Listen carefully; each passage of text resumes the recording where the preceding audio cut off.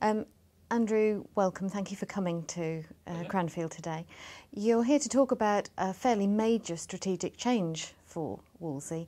Would you like to talk me through a little bit how that's come about and how successful it's been for you? Yeah, sure. Several years ago, Wolseley as an organisation recognised that it needed to change to be able to compete more effectively in the market. We were in the market of distributing plumbing and heating and building materials to trade customers.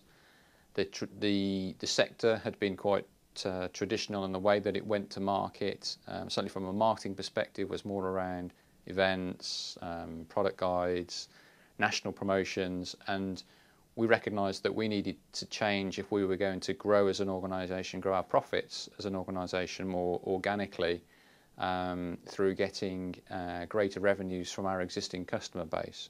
And the only way we were going to be able to do that was to invest in customer data and customer insight to enable us to make more informed decisions at a strategic level and also right through the organisation at a tactical level in our branches. So we went through a process of switching some of our marketing budget from more traditional marketing activities to investing in customer data, and we exported our customer data to a partner who had the expertise to help us turn that data into customer insight. And from there we've been able to change the way that we go to market and have been able to prove that this approach has been successful and therefore given us the kind of confidence to keep along this journey. And one of the things you talked about was your spend and save scheme, very much like a supermarket points reward scheme, which it's something that business-to-business organisations haven't always successfully implemented, but you have. So could you talk a little bit about that, about how you've done it and how that's worked for your customers and also for your merchants themselves, for the branches? What we identified through the data is that customers were only buying certain products from us, and they would need to buy a much greater range of products to complete the project that they needed to complete. So, for example, they were buying bricks but not blocks, or timber but not insulation.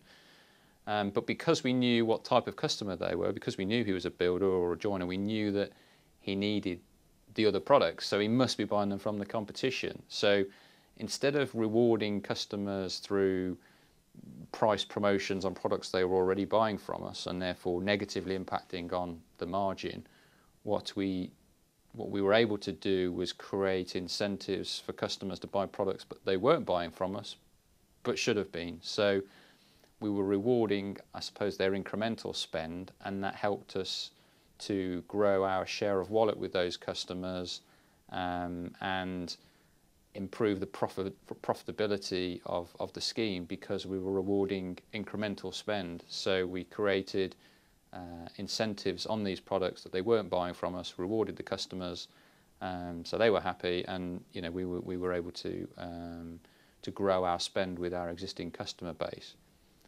And the nature of our industry is that there's quite a close relationship between customers and the people that serve those customers in the branch. So an important part of the process was to engage our own staff in the scheme. They helped us to construct the scheme in the first place, and then we used the data that we got back to present that information back to the branches in a way that enabled them to make more informed decisions with their customers about how they wanted to trade differently. So we were able to provide back to our branch staff information on how profitable their customers were, information on who was engaged with our scheme and who wasn't, and target the branches to use their time more efficiently to work with the most profitable customers, and that's how we've managed to get a scheme that works for our customers and also internally with our own staff.